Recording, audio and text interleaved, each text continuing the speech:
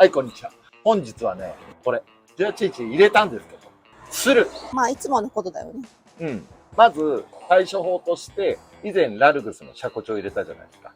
それで、吊るしの状態、いわゆる買った時からそのままの状態なんですけれども、やはりこういう台形でワイドなホイールを入れるってなると、吊るしのまんまではなかなかきついというのがありますので、バネレートを交換して、それで車高を合わせて、そして調整をできる限りやったとしても、きついようであれば、干渉する部分っていうのを対策していきたいと思います。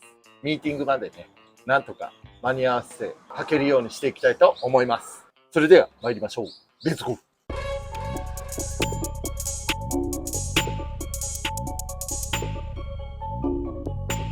はい、ということで、ちょっとアップで顔がでかいんですけども、これから車体を上げて、ホイールを外して、そしてショックを外すと。それでバネレートを交換してみたいと思います。はい、じゃあジャッキ上げたので、これからタイヤを外したいと思います。よいしょ。つってますね。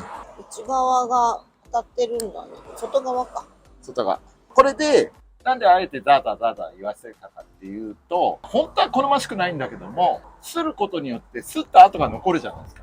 それで干渉してる部分を確かめるために、ちょっと擦らせてました。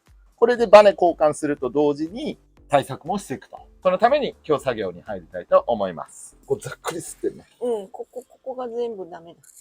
ここも吸ってる。うん。だからストロークしすぎてる。ストロークしすぎてるから、今回このバネを交換してストロークを抑えるんですよ。それで果たしてバネの長さは足りるのか。ギリバネの長さ足りないかな。やばいな、これ。バネちょっと遊んじゃうかもね。とりあえず外しましょう。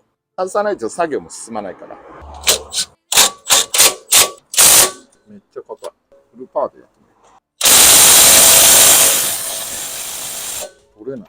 じゃあインパクトより私の力の方が強いということだ。ゴリラだもんね。硬い。すごい硬くなっちゃってる。まあ、いったな。よいしょ。無理にしてると切れちゃうよね、自分。ゴリラだから。ほんとそういうところだよね。力任せて。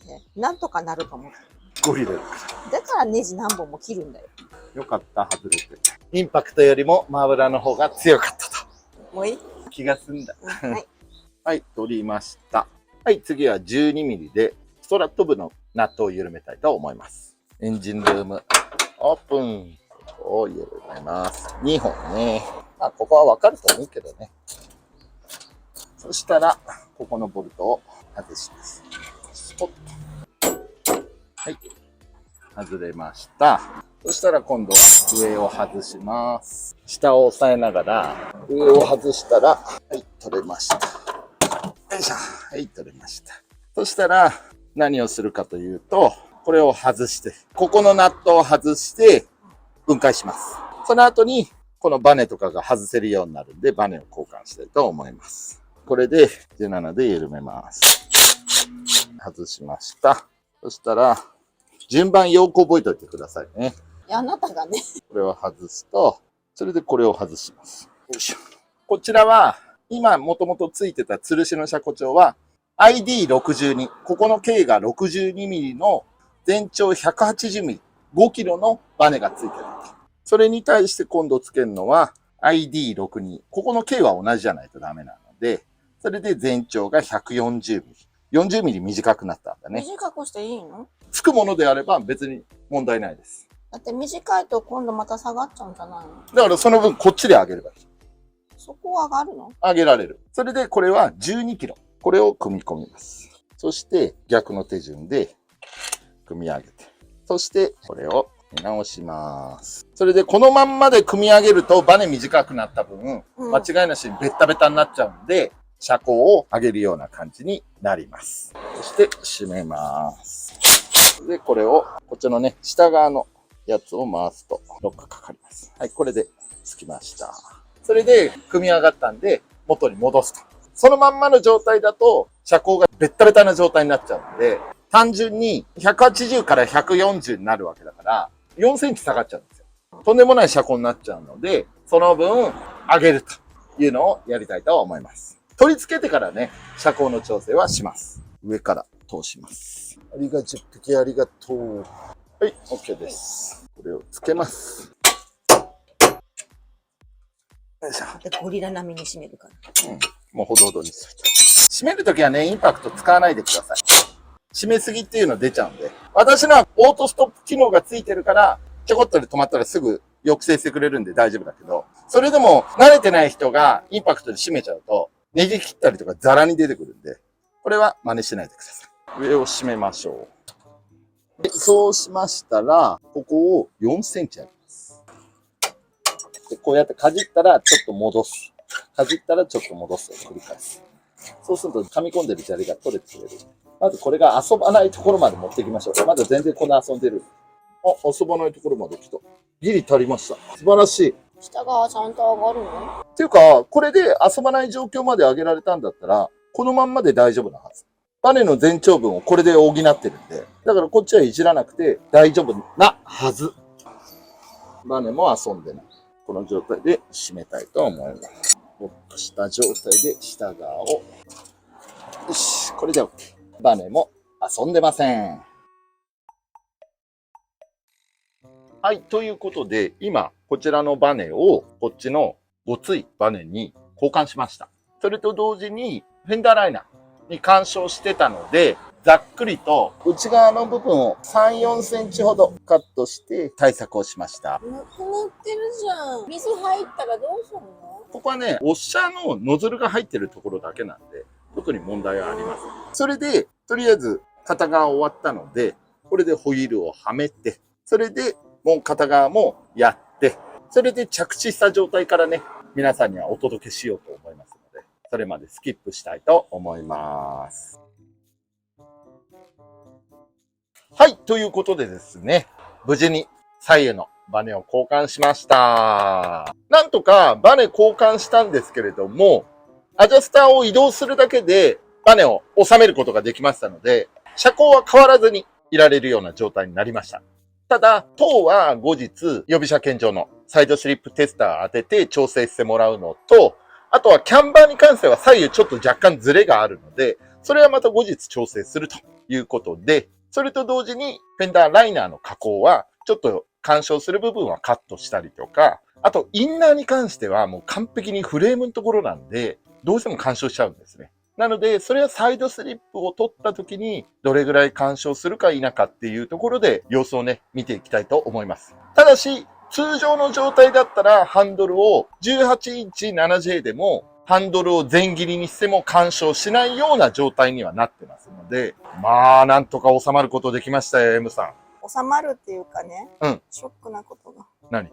車がどんどん壊れていく。壊れてないよ。だって、あるべきものがなくなるんだよ。フェンダーライナーをカットしただけだからね。ダメだよ、錆びちゃうから。ただし、ノーマルフェンダーで18インチの 7J は収まるという結果になったんですよ。ご覧ください。無理くりじゃんか。ご覧ください。ちょっとね、左右の出具合とかは、キャンバーの角度でちょっと若干異なるんだけど、見てみてください。後ろも前も収まりました。これで干渉ありません。こんな感じと、さらに、今回の目玉は、後続車からね、前のこのワゴン R を見た時のホイールのワイド具合。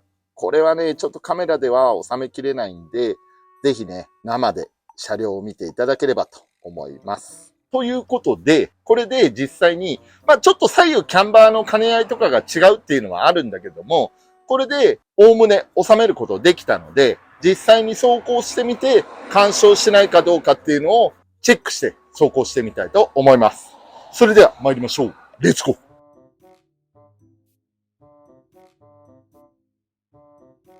はい、ということでですね、お片付け終わりまして、これからですね、走行レビュー行ってみたいと思います。果たして乗り心地どんななんでしょうか。乗り心地伝わらんから。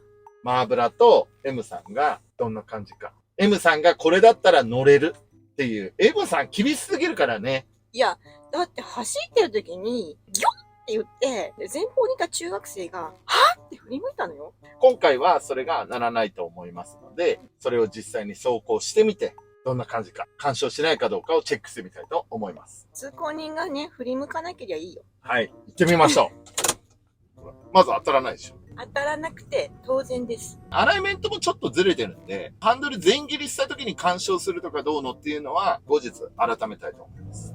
乗り心地もそんな変わってないでしょ。硬くなったっていう印象ないでしょ。確かにちょっと車高上がってるね、前。目線が高くなった。そんな変わんないよ。変わるよ。ほら、全然すらないでしょ。いつも運転してるの。わかるよ。全然すらないでしょ。いや、硬かった。今の段差は硬かった。今のところ何もだって落としてないでしょ。だからそういう嘘やめて。ほんと。ぶっ飛ばすよ。こうした。渡らない。渡るんかい。いいえ、とんでもございません。ちゃんと歩行者は渡るか渡らないか明らかでないときはいつでも止まれるような速度で行かなきゃいけない。でもすらないでしょ。ザって言わないでしょ。この間ね、ここ通ってた時散々ザッザザッザ言ってた。うわ、今後ろ吸った。これね、若干のキャンバーの影響です。スコンと落ちたね。でもね、ストローク後ろ減らしてあるんですよ。だからかなりならないです。だからよっぽど大人が4人乗るとか、そういう風にしないと。今の痛い。はい。今の段差痛かった。よかった。痛かった。あなたが。私が、痛い。ちょっとやめて。いや、硬くなる。吸ってる。めっちゃ吸吸ってる。いや、またこれは要改善だね。こんなに不快な乗り心地でもないでしょ。今までの安定した車しか乗ってこなかった。あの時を思い出してごらん。ダウンサスの時もっとバッタンバッタンしてたじゃん。ダーンとかさ、ものすごい音してたじゃん。吸ってはいないけど。吸っていないだけ良かったんだ。吸る音が恐怖なんだ。そうそうそう。だから今、だいぶマシになったでしょ。いや、最初からマシにして。それがやっぱなかなか調整は難しい。だから今頑張って調整してんの。とりあえずまっすぐの時でも吸ってはいるんですよ。それが今もう皆無になったでしょ。もちろんバッサリ切った部分から。だいぶ切ってたよね。まあしょうがない。バネの方はですね、バッカスさんからいただきました。おかげさまでフロントの車高調もストロークを抑制できるようになりました。はい、ということでですね、なんとか無事に18インチ 7J を収めることができました。長年のね、何十回何百回何日もジャッキを上げ下げして、それでようやくね、タイヤも何回はめたことか、賞味1週間かかりましたね。今週の話ずーっとやってますもん。100回も言ってない。いや、でも結構やってます。40回ぐらい。40回までは言ってないと思う。あ、でもやってますね。うん、本当にやってますね。うん、はい、本当にやってます。はい、わかった。ということで、こんな感じでね、頑張れば、18インチ 7J も。もちろんね、18インチ 6J とかだったらもっと余裕で収まります。なので、台形ホイールを好む視聴者の皆さんがいらっしゃいましたら、18インチまで収めることは確実視となりましたので、ぜひ参考になれば幸いかなと思います。ということで、最後までご視聴いただき誠にありがとうございました。高評価やコメント、チャンネル登録とベルの通知のマークをですね、オンにしていただきますと、マーブラックの不定期な動画の配信が通知でお知らせになりますので、ぜひとも通知をオンにしていただければと思います。それでは最後にマーブラじゃんけんをしたいと思います。準備はよろしいですか？マーブラじゃんけん、じゃんけんぽいということで、マーブラはグーでございました。ということで、またお会いしましょう。さよなら。